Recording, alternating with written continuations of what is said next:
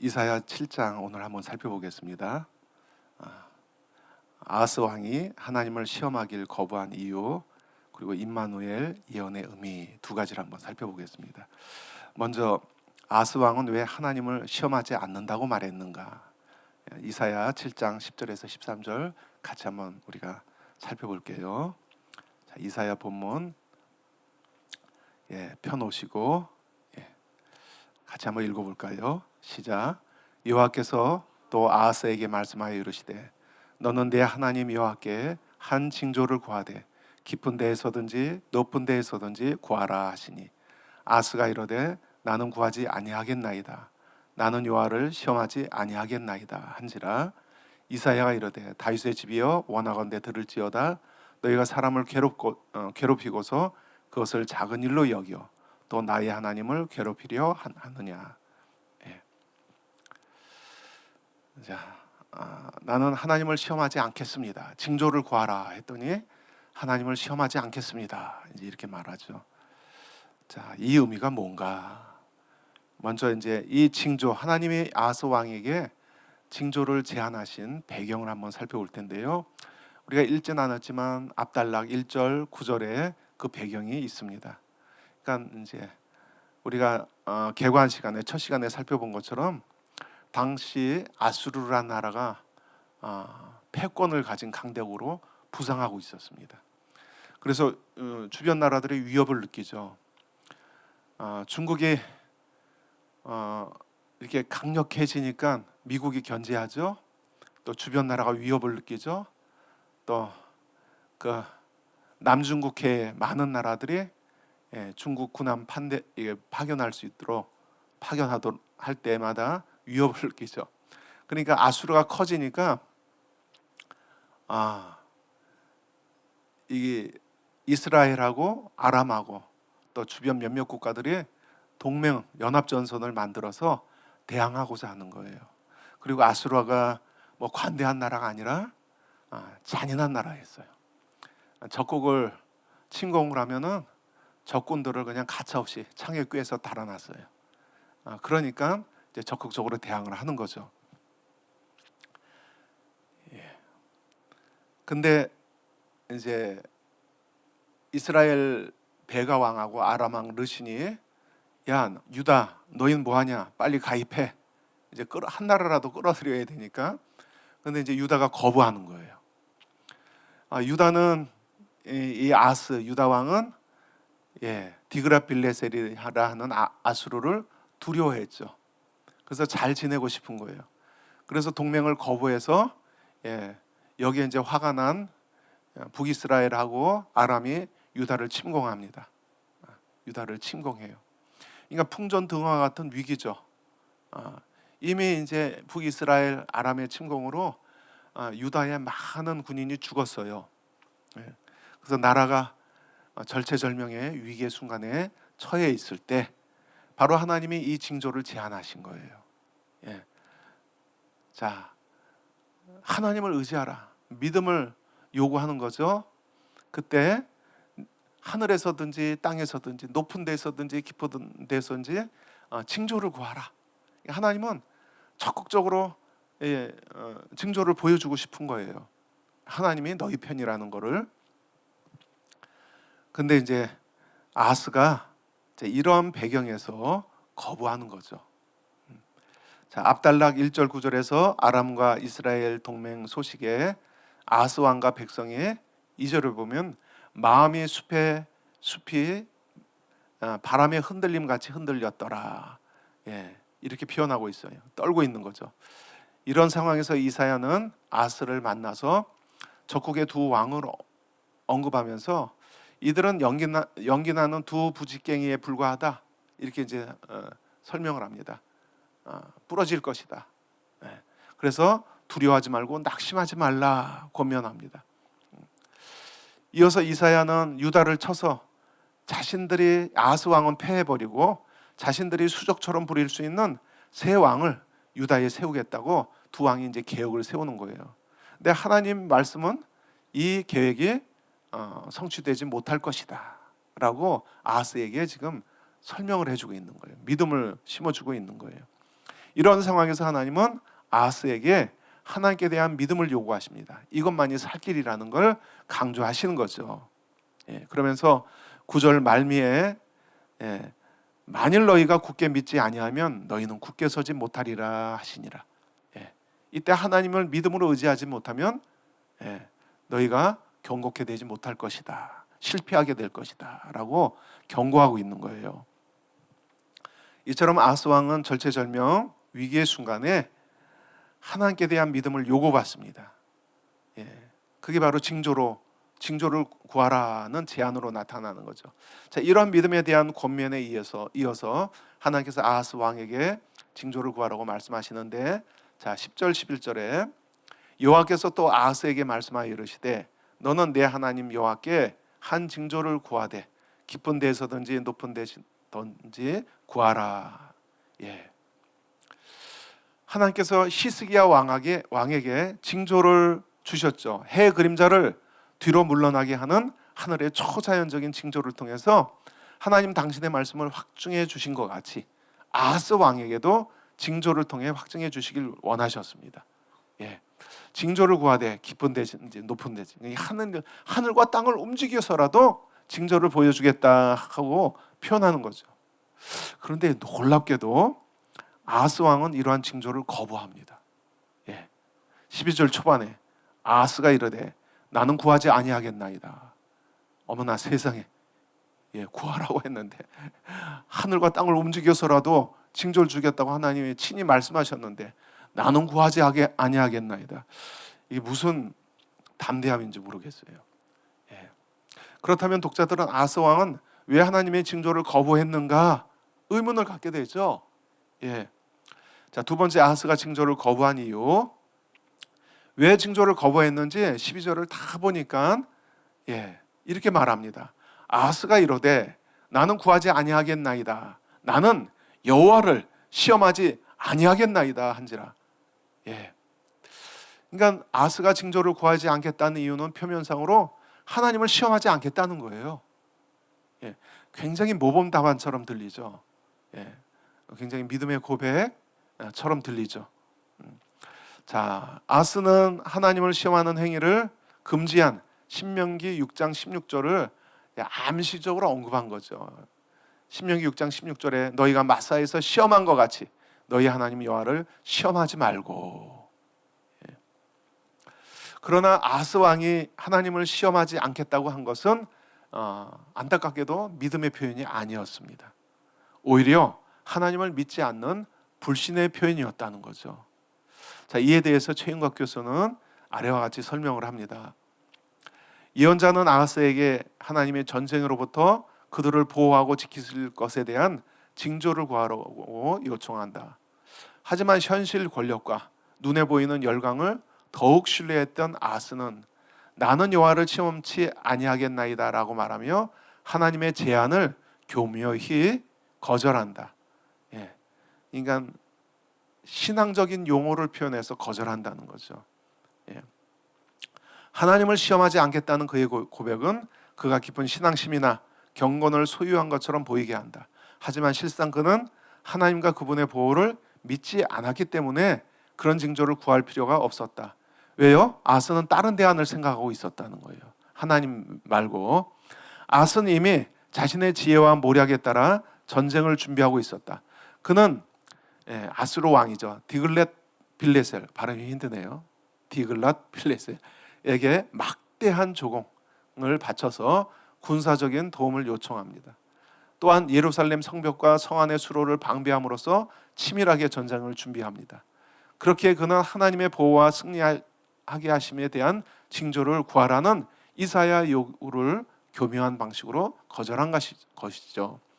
실제로 아하스는 디그라필레셀에게 항복하고 그와 종주권 계약을 맺음으로써 남유다를 아수르의 속국으로 전락시켰다.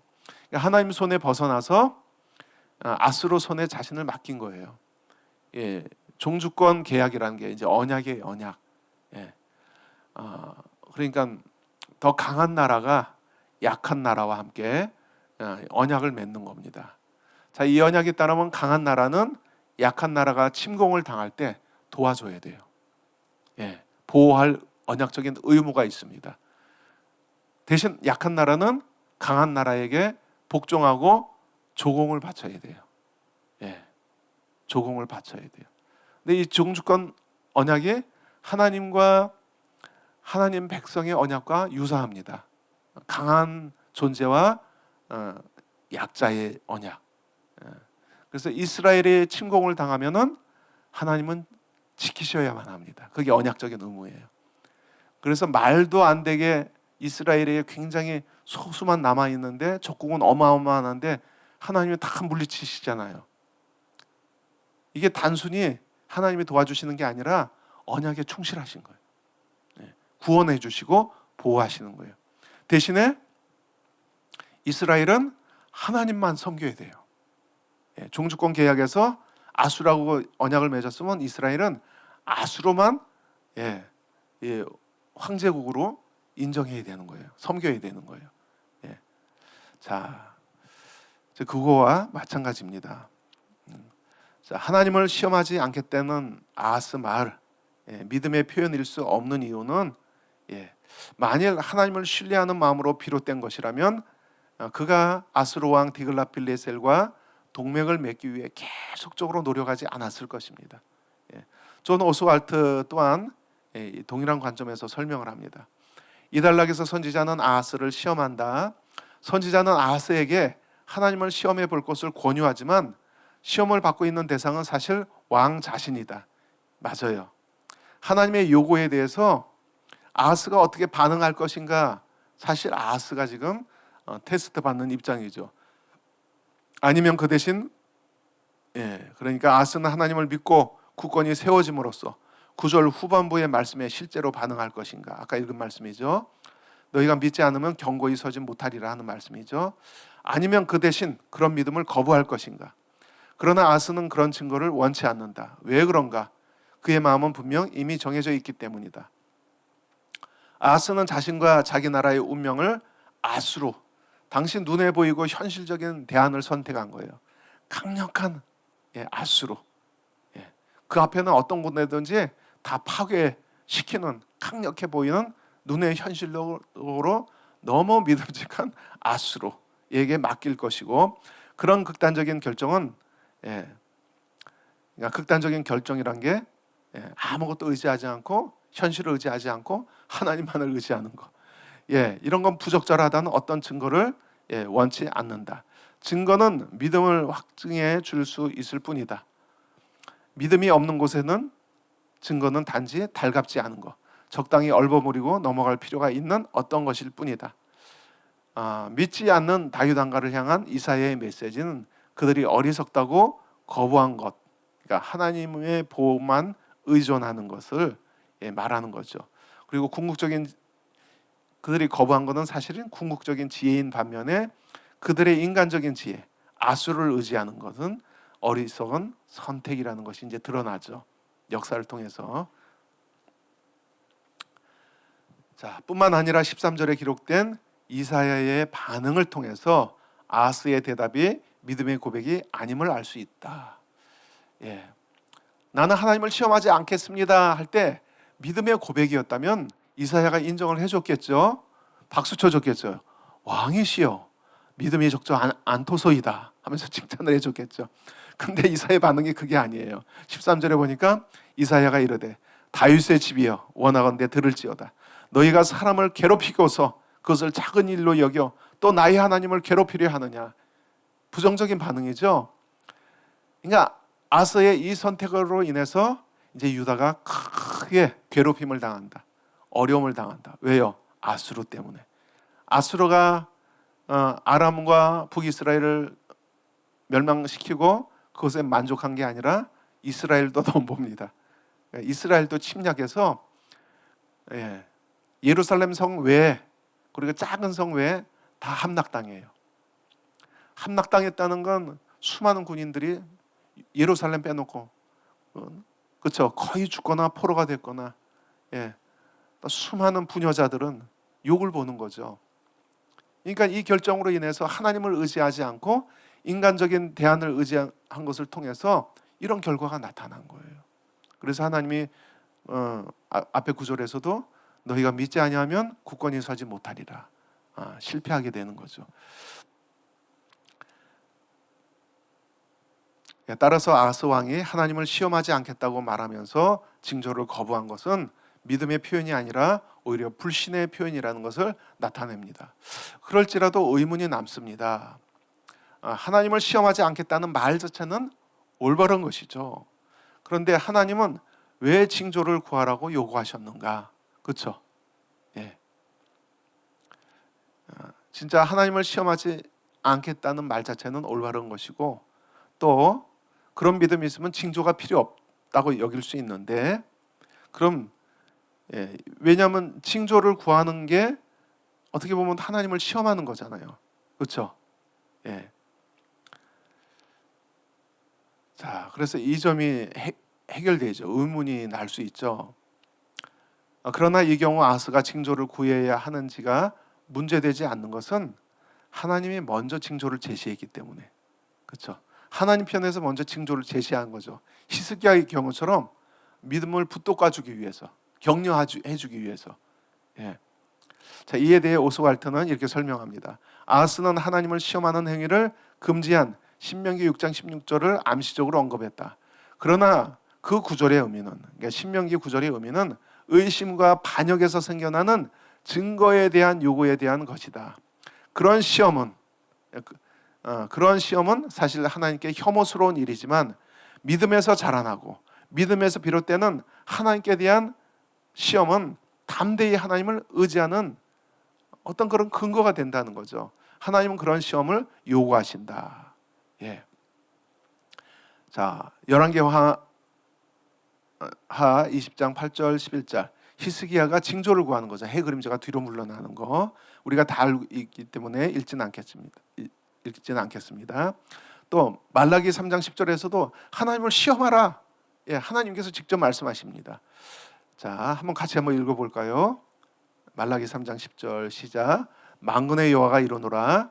너희의 온전한 11조를 창고에 들여 나의 집에 양식에 있게 하고 그것으로 나를 시험하여 내가 하늘문을 열고 너에게 복을 쌓을 곳이 없도록 붙지 아니하나 보라.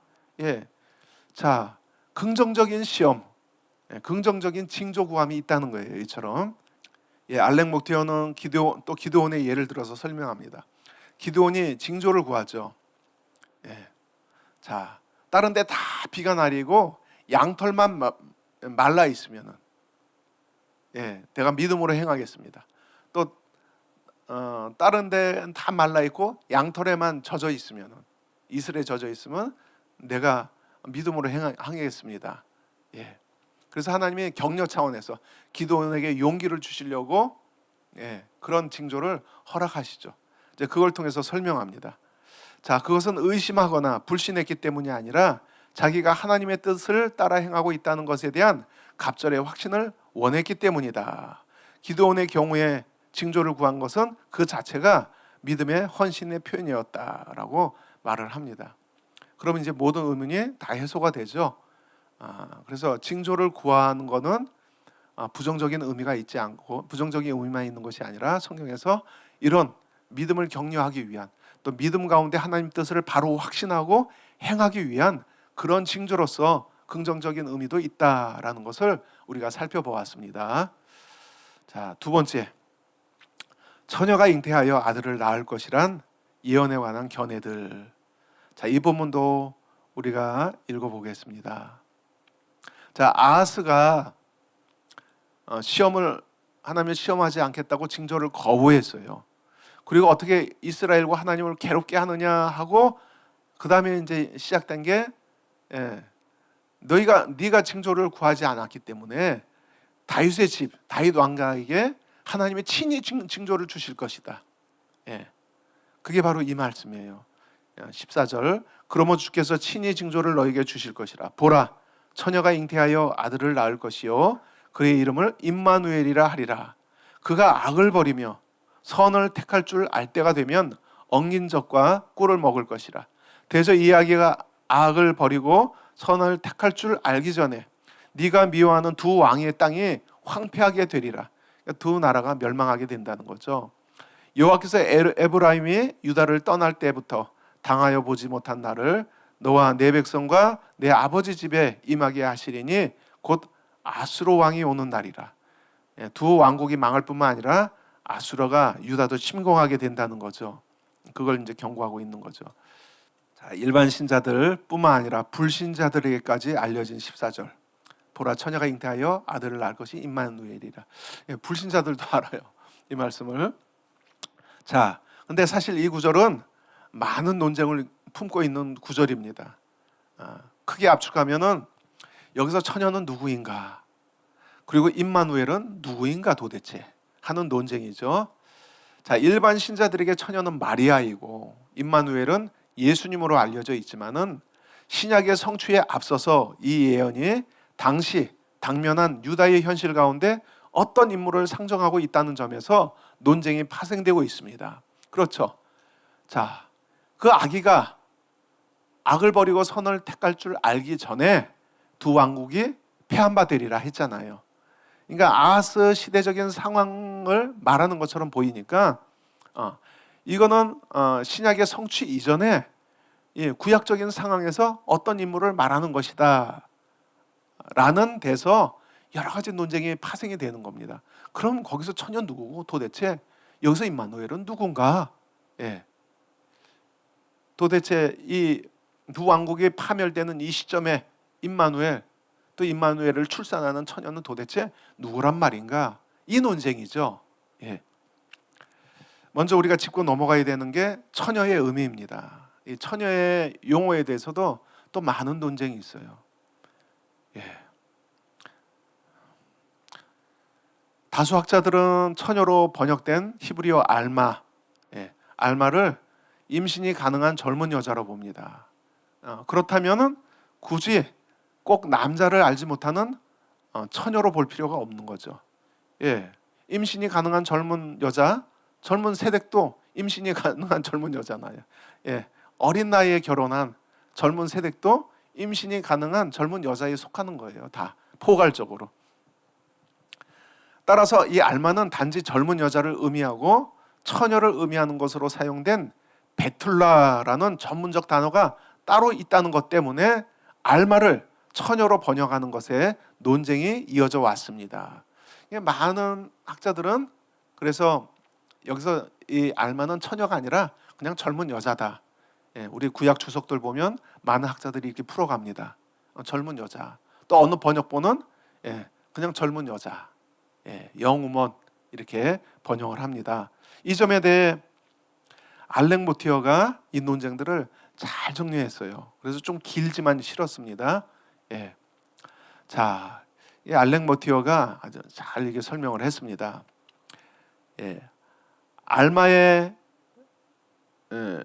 알마가 구약에 이제 여러 차례 나오는데 그 중에 9번의 용례들, 역대상 10편 거기 적혀 있는 대로 잠언 아가서의 말씀 용례를 살펴보니까 문맥이 이 단어의 의미에 대해서 어떤 결정적인 빛도 던져주지 않는다. 그러니까 문맥이 이 알마가 도대체 처녀인지 단지 젊은 여자인지 문맥에서 확인이 안 된다는 거예요. 그냥 알마를 쓰고 있고. 근데 창세기 24장 43절과 출애굽기 2장 8절의 용례들은 의심할 여지 없이. 자, 이게 뭐야? 여기다 옮기다 보니까 또 반복이 되네요. 이 세 번째 줄부터 시작되는 건데 그 위에 세 줄은 지워도 될 것 같아요. 이 앞에 또 말이 반복돼서 두 번이 잘못 복사를 한 것 같아요. 자, 그래서 창세기와 출애굽기 용례들은 의심할 여지 없이 결혼은 하지 않은 여자를 가리키고, 또 아가서 6장 8절에서 왕비들과 후궁들과 대비되는 알라모트, 그러니까 이건 복수형이에요.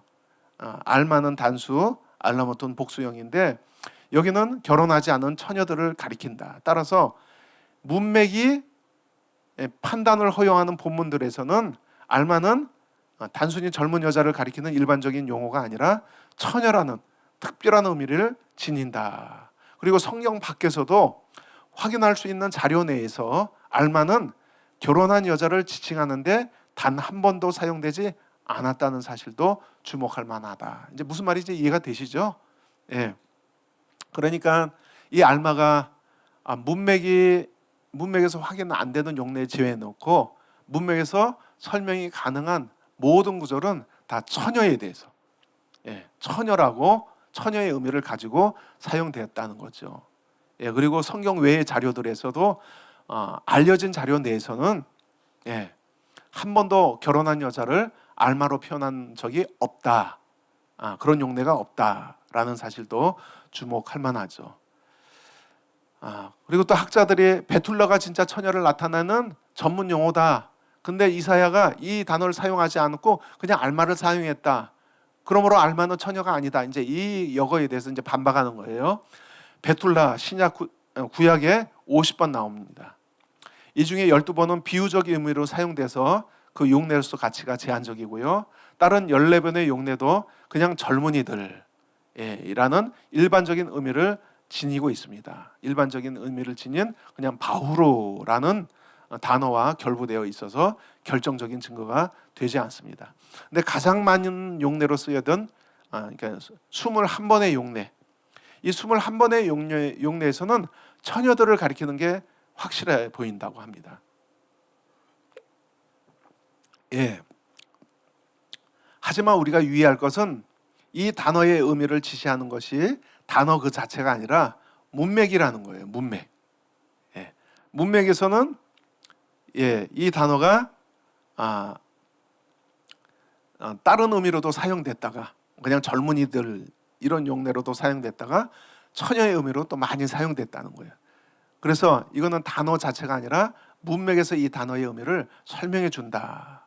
그래서 고든 웨남, 유명한 학자죠. 고든 웨남에 의하면 이 단어는 그냥 처녀를 가리키려는 말이라기보다 영어의 걸에 해당한다. 걸. 걸이 당연히 너무 어리니까 처녀의 의미를 함축하고 있죠. 걸에. 그리고 창세기 중요한 이제 단서가 창세기 24장은 알마와 베툴라 두 단어를 다 사용하고 있어요. 그래서 직접 비교해 볼 수 있는 중요한 단서가 된다고 볼 수 있습니다. 이 아브라함의 종의 기도는 이삭과 결혼하게 될 소녀, 여기서 이제 나라라는 단어를 쓰는데 이제 소녀의 관점이 표현되는데요. 16절에서 24장 창세기 24장 16절에서 그 종에게 다가오는 리브가를 베툴라라고 표현하는데 베툴라를 설명하면서 지금까지 남자가 가까이 하지 아니한 나라다 라고 묘사합니다.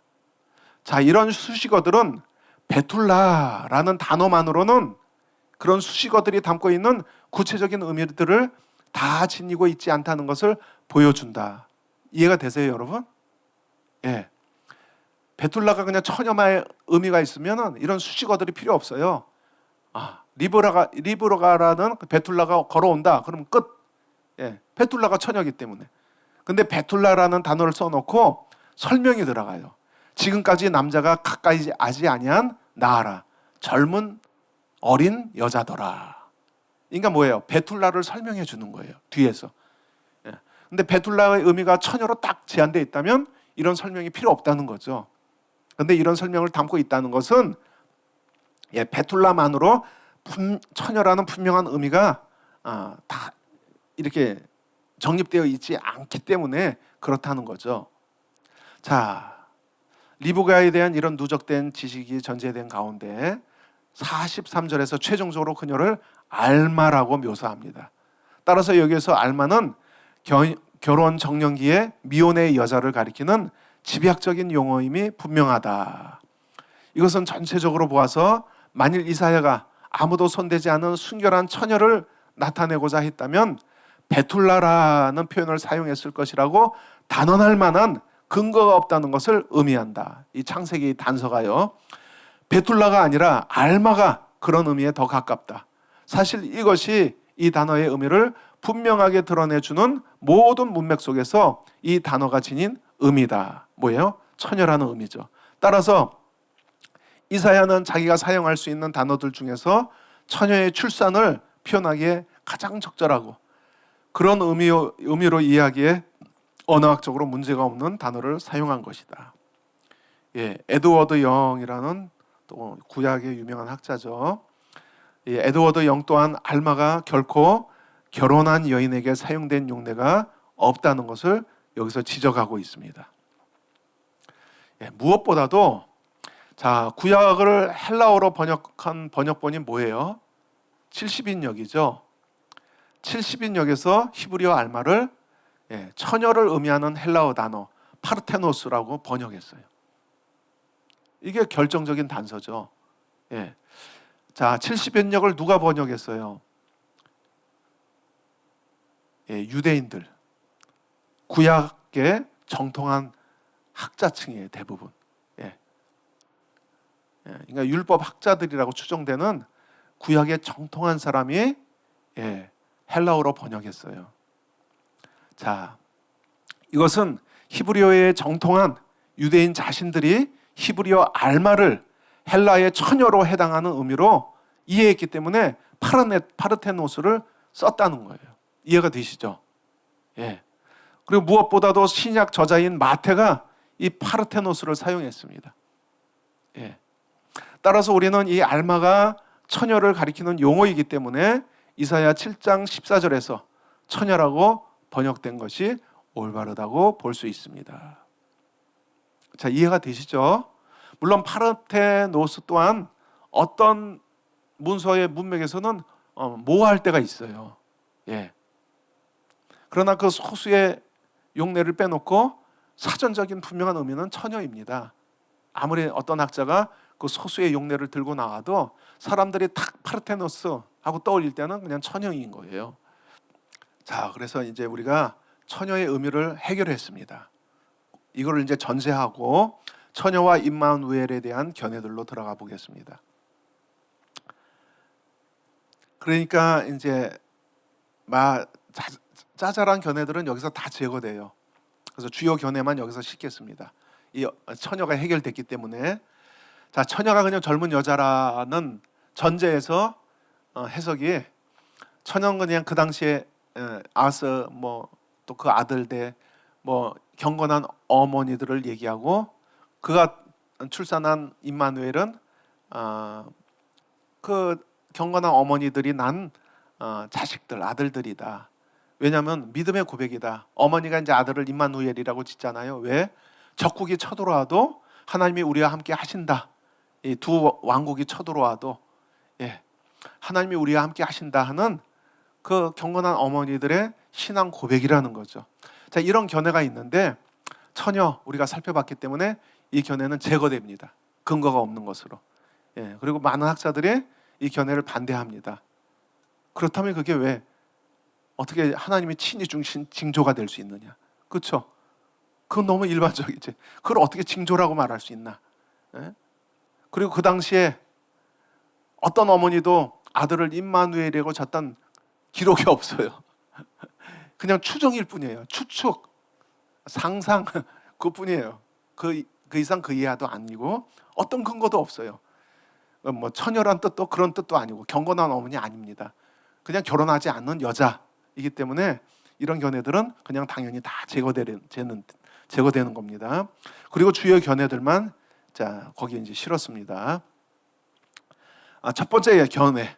이 처녀가 누구고 그가 출산한 임마누엘은 누군가? 첫 번째 견해는 바로 이 처녀는 이사야의 아내이고 둘째 아들 마엘살랄 하스바스다. 첫째 아들은 스알 야숲이죠. 이미 스알 야숲은 태어나 있어요. 이사야가 지금 아스를 만나서 이 예언을 할 때 스알 야숲이 옆에 있었어요. 아들이. 첫째 아들이 옆에 있었어요. 자, 다수의 학자들에게 이 견해가 매력적인 이유는 임마누엘 예언이 기록된 7장 14절 16절과 우리가 읽었죠. 8장 1절 4절에서 이사야의 둘째 아들의 탄성의 예언의 내용과 너무 유사하기 때문이다. 한번 그럼 같이 비교해서 읽어볼까요? 자, 이 임마누엘 탄생의 예고와 둘째 아들 탄생의 예고가 예언이 너무 유사해요. 그래서 여러분 비교해 보세요. 읽을 텐데 7장 먼저 읽을게요. 14절부터 그러므로 주께서 친히 징조를 너희에게 주실 것이라. 보라, 처녀가 잉태하여 아들을 낳을 것이요 그의 이름을 임마누엘이라 하리라. 그가 악을 버리고 선을 택할 줄 알 때가 되면 엉긴 적과 꿀을 먹을 것이라. 대저 이 아이가 악을 버리고 선을 택할 줄 알기 전에 내가 미워하는 두 왕의 땅이 황폐하게 되리라. 그 다음에 이제 둘째 아들에 대한 예언 8장 1절에서 4절. 여호와께서 내게 이르시되 너는 큰 서판에 가지고 그 위에 통용 문자로 마엘살랄 하스바스라 쓰라. 내가 진실한 증인 제사장 우리아와 에베레기야의 아들 스가랴를 불러 증언하게 하리라 하시더니 내가 내 아내를 가까이 하매 그가 임신하여 아들을 낳은지라. 여호와께서 내게 이르시되 그의 이름을 마엘살랄 하스바스라 하라. 이는 이 아이가 내 아빠 내 엄마라 부를 줄 알기 전에 다메섹의 제물과 사마리아의 노량물이 아수르 왕 앞에 옮겨질 것임이라 하시니라. 굉장히 유사하죠. 두 본문에서 모두 공통적으로 한 아이의 출생을 예고하고 있습니다. 그리고 두 경우 모두 여인이 임신해서 아이를 출산할 것을 말합니다. 또한 두 경우 모두 아이가 뭐뭐를 알기 전에라는 동일한 표현을 씁니다. 그리고 동일하게 아람과 북이스라엘의 멸망을 예언합니다. 자, 이런 공통점 때문에 많은 학자들이 7장 14절의 임마누엘이 바로 이사야의 아들 마엘살랄 하스바스를 가리킨다고 봅니다. 그러니까 그 당시에서 뭔가 대안을 찾아야 되는데 성경 인전 문맥에서 이게 가장 근거가 될 수 있다고 보여지는 거예요. 그러나 이 견해의 난점이 작지 않습니다. 난점이 있어요. 첫째, 이미 첫 아이를 출산한 이사야의 아내를 알마라고 볼 수 있는가? 그렇죠? 첫 아내를 이미 출산하고 있는데 알마라는 단어를 쓸 수 있는가? 그럴 수 없다는 거죠. 그래서 어떤 이는 이거를 타파하기 위해서 이런 제안을 합니다. 여기서 이스라엘 야숲 둘째 아들을 낳은 여자는 이사야가 재취를 한 거다. 재혼을 한 거다. 근데 이건 이제 상상의 산물이죠. 주변에 첫째 아들 앞장에서 스알 야숲 나오고, 뒷장에서 이제 둘째 아들 나오고, 그래서 첫째와 둘째를 낳은 아내 언급이 나오고, 이 흐름이 자연스럽잖아요. 그러니까 첫째를 낳은 아내가 둘째를 낳았다고 보는 게 자연스럽죠. 그냥 상상의 산물이에요. 그러니까 알마라고 부를 수 없다는 거죠. 둘째는 이름이 분명히 너무 달라요. 이런 다른 이름을 쓰고 있어요. 임마누엘, 마엘살랄 하스바스. 달라요. 그리고 임마누엘에게는 자신의 아들이라는 암시를 전혀 주지 않습니다. 그리고 둘째 아들에 대한 예언에서는 분명히 자신의 아들임을 분명히 하고 있어요. 진짜 자기 아들이기 때문에. 근데 임마누엘에선 암시를 하지 않아. 동일 인물이라면 왜 그렇게 했어요? 그렇게 할 이유가 없죠. 이게 설명이 안 되죠. 그리고 무엇을 선택하기 알기 전에 표현은 똑같지만 내용이 달라요. 차이점이 있어요. 임마누엘은 악을 버리고 선을 택할 줄 알기 전에고, 말레살라 하스바스는 데디, 마미 하기 전에예요.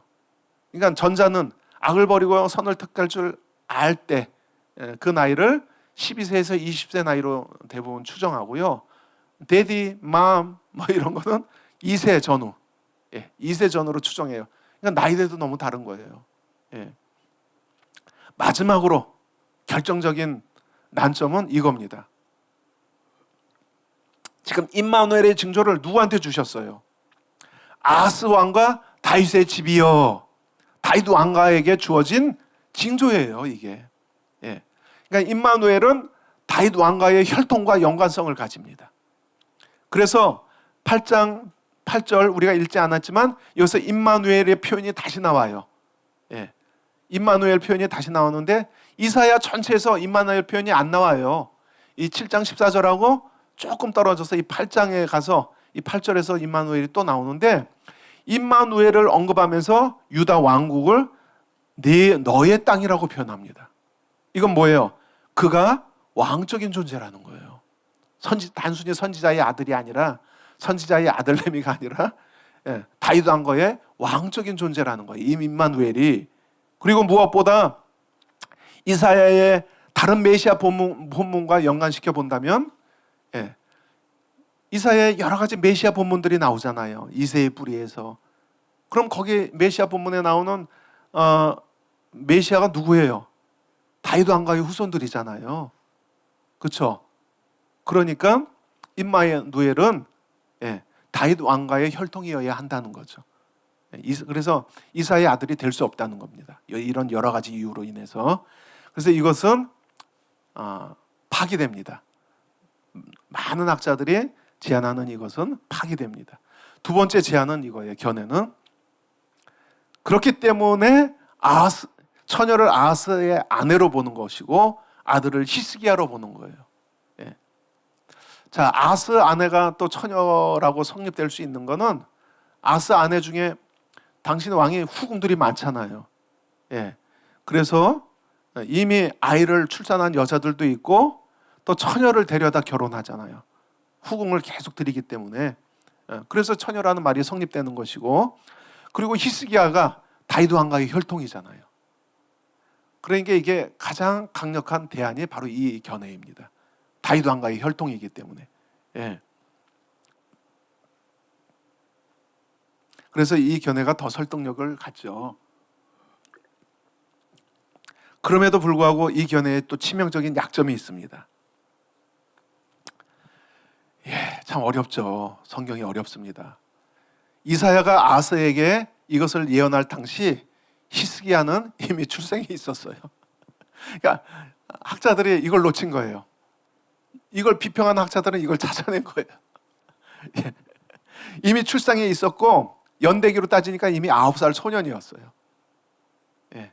그러니까 이 치명적인 약점을 이 견해가 극복하지 못합니다. 아하스는 이미 나 여기 있어요 하는 거예요. 앞으로 아이가 날 것이다 했는데 난 여기 있는데 하는 거예요. 예. 자, 그래서 가장 강력한 두 가지 견해들이 파기가 됩니다. 이제 세 번째 견해. 그냥 처녀는 마리아고 임마누엘은 예수님이다. 뭔 말이 그렇게 많냐? 마태복음이 그렇게 말씀하시는데 이거예요. 예. 그래서 이제 마태복음 1장 18절 24절에 의해서 마리아와 예수님을 가리키는 것으로 보는 견해입니다. 자, 이것은 마태복음의 증거에 의해 확실하게 뒷받침이 되지만 이 견해를 비판하는 학자들은 아하스 당시와 시간적 간격이 무려 700여 년이나 되기 때문에 이사야 7장 14절 17절에서 당시 두 왕국과 아수르의 침략의 정황과 연결하기에는 무리가 있다고 봅니다. 그렇죠. 일리 있는 지적이죠. 이제 뭐 악을 버리고 선을 택하기 알기 전에 두 왕국이 망한다고 했는데 이건 너무 700년이나 지냈는데 그러잖아요. 그렇죠? 그렇게 생각할 수 있죠. 그래서 나온 대안이 바로 마지막 네 번째 이중적인 성취예요. 자, 이 견해는 이사야가 예언한 이 징조가 당시 정황에서도 성취되고 최종적으로 그리스도를 통해 성취되었다고 보는 것입니다. 이 견해의 강점은 이런 시대적인 간격, 이 난점을 해결할 수 있다는 데 있습니다. 그래서 이 견해가 참 매력적이죠. 왜 선지서의 예언 중에 이중 예언들이 있잖아요. 역사 가운데 어느 시점에 성취되고 그리고 종말론적인 온전한 성취를 바라보는 그런 이중 예언 특징이 있잖아요. 여기서도 이제 그렇다고 보는 거죠. 그래서 아하스 시대에도 성취되고 그리고 종국적으로는 예수님에게서도 성취된 것이다. 그런데 문제는 뭐냐면은 이 견해에서 대부분 아하스 시대의 성취는 임마누엘을 이사야의 아들로 보거나 아하스의 아들로 보기 때문에 앞서 우리가 살펴본 것처럼 한계를 가집니다. 이미 파기해 버렸잖아요. 그리고 이 약점을 피하기 위해 그냥 히스기야도 아니고 아하스의 후손들 중에서 다윗 왕가의 특정한 어느 왕 누군가에 적용된다는 막연한 견해가 제시되고 있습니다. 근데 이 또한 입증될 수 없는 추정일 뿐입니다. 그래서 학자들이 말을 바꿔요. 꼭 이 징조는 어떤 특정 시대, 특정 인물에 국한된 표현이 아니라 아하스의 실수, 당시 다윗 왕가의 죄악에 대해 후대 의로운 왕을 일으켜서 이 다윗 왕가의 실패를 만회할 것이라는 예언이다 라고 이 난점을 해결하기 위해 학자들이 말을 만들어요. 근데 입증될 수 없어요. 예. 입증이 안 됩니다. 그래서 구약 후대 유다 왕들 중엔 어느 누구도 임마누엘의 성취로서 보여준 왕이 없어요.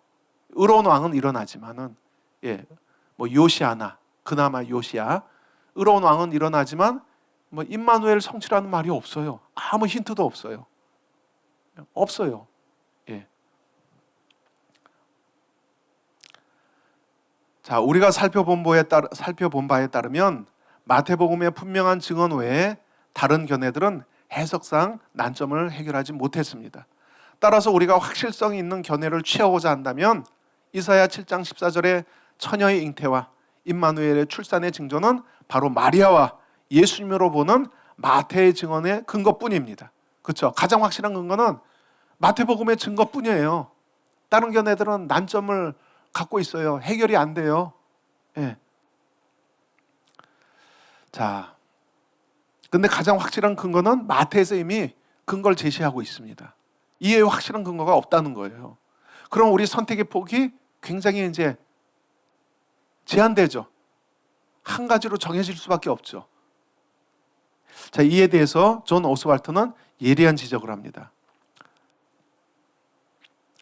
둠 이래로, 둠이 뭐 학자 이름이죠. 둠 이래로 임마누엘의 일차적인 지시 대상이, 그러니까 그 당시에 아하스 시대의 일시적인 지시 대상이 그리스도라는 생각은 보수주의자들의 경우가 아니면 대체로 평가절하되었다. 대부분의 학자들의 진정으로 미래를 예언하는 예언의 가능성을 인정하는 영감에 대한 관점을 받아들이기를 거부하기 때문이다. 이 인본주의적인 관점이죠. 이사야서도 제1이사야, 제2이사야, 제3이사야를 자꾸 쪼개는 이유가 학자들이 어떻게 앞으로 일어나지 않는 미래 일을 이사야가 예언했겠느냐. 그래서 어떤 선지서들은 그냥 지나놓고 나서 그걸 이제 예언의 문체로 써놓은 것이다 라고 표현을 해요. 그러니까 예언을 믿지 않는 거예요. 합리적이지 않는 거예요. 합리적이지 않은 거예요. 어떻게 수백 년 후의 일을 이사야가 어떻게 알겠어? 그러니까 이런 인본주의적인 이성주의적인 사고방식, 이게 자꾸 이런 대안을 만들어낸다는 거예요. 이거를 이제 존 오스왈트가 지적하는 겁니다. 그러나 임마누엘과 그리스도의 동일시를 거부한 학자들은 서로 의견 일치에 이를 수 없었다. 그래서 견해를 만들어냈지만은 하나도 난점을 극복한 견해가 없었다는 거예요. 자, 이와 같은 제한된 해법 중에 그 어느 것도 일반적인 인정을 받지 못했다는 점은 각 해법의 불만족스러운 성격을 어느 정도 시사한다. 자, 이렇게 예리하게 지적을 했습니다. 근데 존 오스왈트 이 학자조차도 임마누엘을 아스의 아들 히스기야로 봅니다.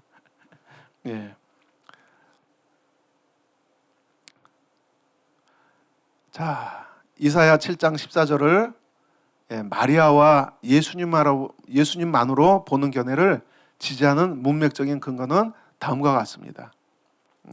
첫째, 이 예언은 반드시 아하스 시대를 가리켜야 한다고 볼 필요가 없다는 거죠. 자, 알렉 모티어는 이렇게 설명합니다. 14절을 7장, 11장이라는 더 큰 문맥, 통일된 큰 단락 내에 나오는 다른 언급들과 연결시킬 때 임마누엘이라는 이름의 온전한 의미가 발견되듯이 8장에서도 임마누엘이 한 번 더 언급되죠. 그래서 어떤 왕적인 존재, 그리고 거기서는 아수르가 큰 물결처럼 창수가 돼서 온 유대를 덮을 것을 이제 예언을 하는데, 거기서 이제 혹격으로 임마누엘이려, 당신의 땅을 이 물결이 덮을 것입니다 하면서 탄식하는 어떤 강구의 그런 맥락으로 나오는 거예요. 뒤에 가서도 10절에서도. 그러나 이 열방들의 계획이 성취되지 못할 것이다 하면서 하나님이 우리와 함께 계십니다 하는 임마누엘 용어를 언어 유희로 또 한번 씁니다. 여기서는 혹격이 아니라. 예. 그렇다면 이것은 단순히 어떤 한 인물을 의미할 수 있는가? 일반적인 의미. 그런 의구심이 들죠. 예. 어떤 구원, 하나님의 구원의 근거로서 임마누엘이 언급되고 있다는 거죠. 자, 알렉 모티어는 이렇게 설명합니다. 임마누엘이라는 이름의 온전한 의미가 더 큰 문맥에서 발견되듯이 16절에 나오는 그의 출생의 때와 관련해서도 이 큰 단락 전체에서 이 점에 대해 무엇라 말하는지 살펴보지 않으면 안 된다. 그렇게 했을 때 가까운 미래와 먼 미래 간의 긴장 관계가 드러난다. 임마누엘이라는 아이는 한편으로 여호와께서 경고한 가까운 미래에 태어날 것처럼 보이기도 하고 몇 구절에 의하면 다른 한편으로는 그의 출생 이전에 유다와 이스라엘이 흩어져서 그들을 다시 모을 필요가 있을 것이라는 점에서 연대가 정해지지 않은 미래에 태어날 것으로 보이기도 한다. 예. 이러한 사건들은 아수르 시대 이후에 일어날 것이 틀림없었다. 왜냐하면 이사야는 유다가 가까운 미래에 아수르에 의해 이스라엘처럼 포로로 끌려가게 되지 않을 것임을 알고 있었기 때문이다. 그렇죠? 구체적으로 말해서 이 왕적인 아이의 출생은 그 일 이후에 미래를 위한 것이었다. 일단 수십 년은 점프예요. 예. 아수르에 의해서 이 두 왕국이 멸망하고 또 거기서 끝나지 않고 아수르가 이스라엘을 침공할 거. 예. 그리고 그 이후의 상황을 생각한다면 더 많은 세월이 소요되죠. 예. 그리고 성경의 예언은 우리가 이제 확인할 수 있다시피 당장 일어날 것 같은데 굉장히 먼 미래를 예고하는 경우가 있죠. 예, 그런 특성이 있어요. 예언이 바로 일어날 것 같은데 초대교회도 예수님이 이제 조금 있으면 금방 오시리라고 기대했었잖아요. 초대교회 신앙이 예수님이 곧 오시리라 하니까 곧 오시리라 했는데 곧이 참 무서운 표현이에요. 예. 그래서 이런 예언의 특성 때문에 그러니까 이 아이가 악을 버리고 선을 택하기 알기 전에 두 왕국이 멸망하리라 했는데 예수님에 적용해도 되잖아요. 예. 예수님 그렇게 되기 전에 두 왕국은 이미 멸망했으니까. 그렇죠? 그리고 악을 버리고 선을 택하리라 하는 표현에 또 의미가 있는 게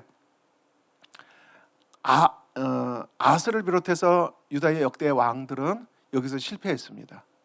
예. 불의한 왕들이 많았죠. 그러니까 악을 버리고 선을 택할 줄 안다는 건 이전의 유다 왕들과 다른 존재라는 거예요.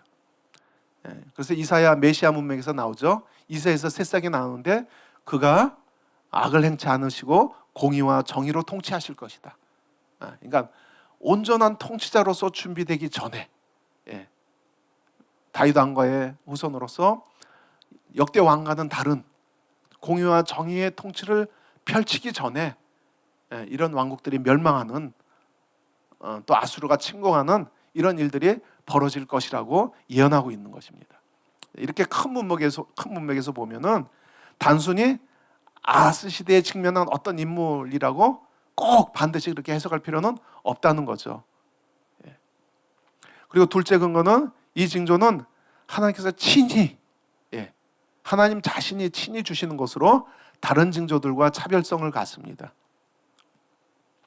14절 초반절에 그러므로 주께서 친히 징조를 너에게 주실 것이라. 많은 학자들이 이거를 간과해요. 이 표현을.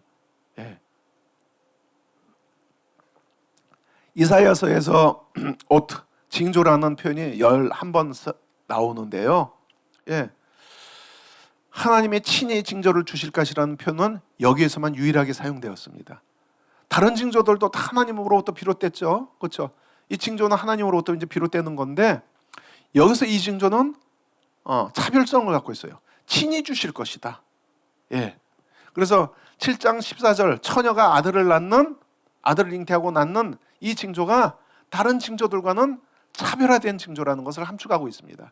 하나님이 친히 주시는 징조예요. 그래서 이 징조가 어느 특정 여인이 아들을 낳을 것이라는 의미보다는 결혼도 하지 않은 처녀가 초자연적으로 아이를 잉태하고 출산할 것을 의미하는 것이라면 하나님이 친히 징조를 주실 것이라는 이 차별화된 표현이 더 잘 어울리죠.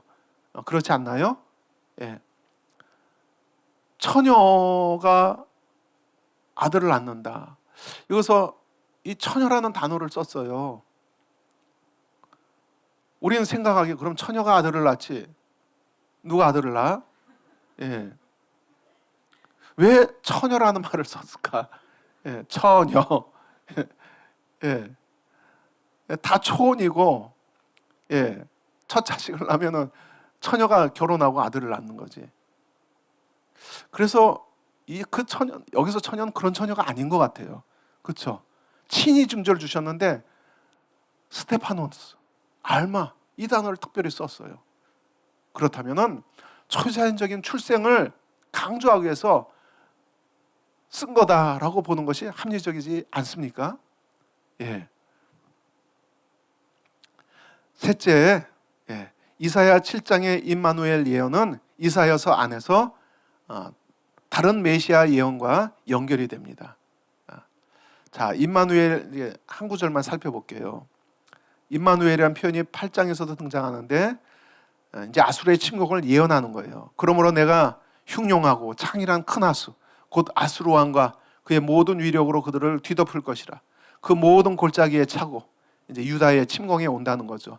군대가 모든 골짜기에 가득 차 있는 것을 이렇게 이제 창이란 큰 하수처럼 표현하는 거죠. 모든 언덕에 넘쳐 흘러 유다에 들어와서 가득하여 목에까지 미치리라.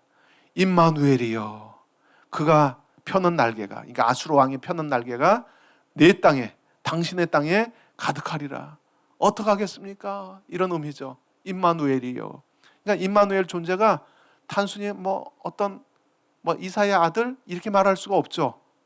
이 구원의 맥락에서 탄식하면서 혹격을 쓴 건데, 이사야 아들한테 우리를 구원해 주소서 하겠어요? 예, 그런 의미가 아니죠. 한 어떤 그런 인물일 수가 없죠. 예, 너희 민족들아 함성을 질러 보아라. 그러나 끝내 패망하리라.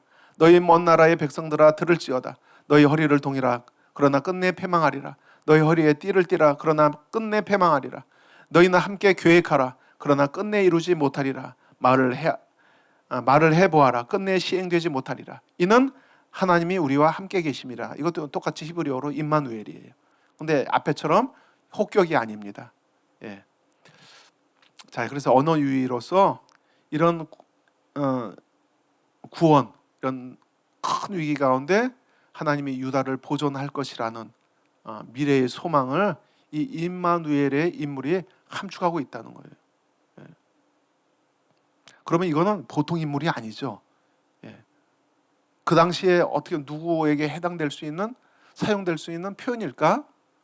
근데 그 당시에 그런 인물들이 안 떠올라요. 그렇죠? 역대 그 후손 왕들 중에서 누가 이런 상황에서 임마누엘이라고 불릴 수 있습니까? 예.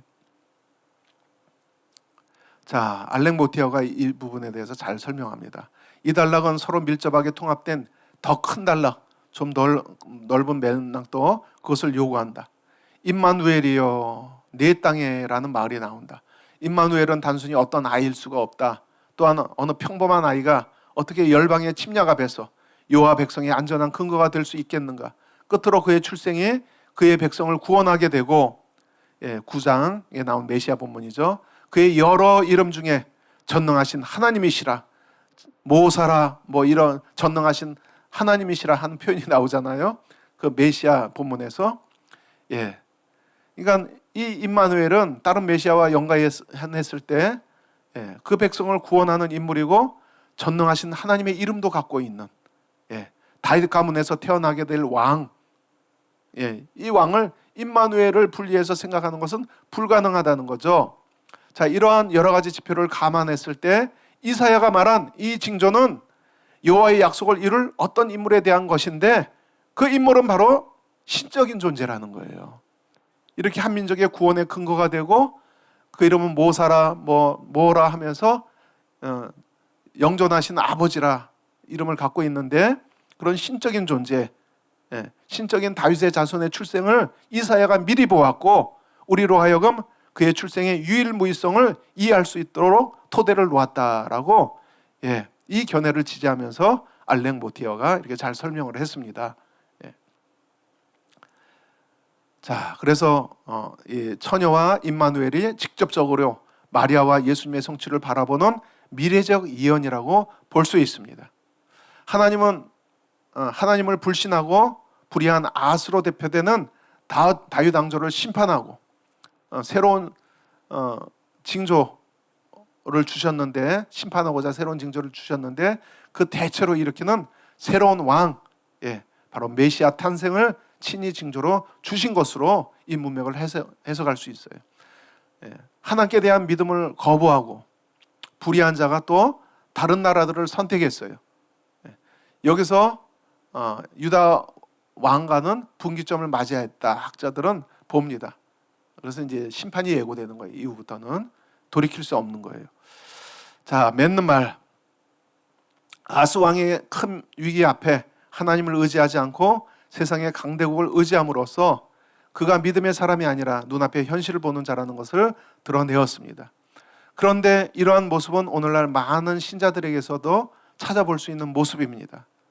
오늘 여러분의 인생의 위기 앞에 무엇을 더 의지하고 있습니까? 눈에 보이는 현실입니까? 아니면 그냥 막연하게 보이는, 눈에 안 보이는 하나님의 도우심입니까? 우리는 현실 앞에, 그리고 그 위기의 현실이 길어질 때, 지치고 낙심할 때 우리는 눈에 보이는 현실을 크리스찬이라는 이름을 가졌지만 선택할 때가 많습니다. 그래서 믿음에서 굳게 서지 못하고 실패할 때가 많습니다. 동일한 말씀을 우리에게도 주십니다. 너희가 굳게 믿지 아니하면 너희는 굳게 서지 못하리라. 결국 현실을 선택한 아하스는 이스라엘의 거의 소멸이라는 결과를 갖고 왔습니다. 예루살렘 빼놓고 다 멸망했어요. 자, 그래서 우리는 하나님을 온전히 신뢰하고 의지하면서 하나님의 능력과 은혜로 사는 법을 터득해야 할 것입니다. 훈련해 나가야 할 것입니다. 자, 기도하겠습니다. 하나님, 옛날에 일어났던 일들이 또 오늘날 우리에게서 벌어지고 있는 현실들입니다. 이런 풍전등화 같은 일들은 오늘 우리 민족, 이 나라에서도 벌어지고 있고 또 우리 개인의 삶에서도 벌어지고 있습니다. 이때 우리가 무엇을 의지할 것인지 하나님 바른 선택을 할 수 있도록 믿음을 더하여 주소서. 또 우리가 믿음의 선택을 결단합니다. 그래서 현실을 뛰어넘는 하나님 믿음의 용사가 될 수 있도록 이끌어 주시옵소서. 이기는 자가 될 수 있도록 인도하여 주소서. 예수님의 이름으로 기도합니다. 아멘.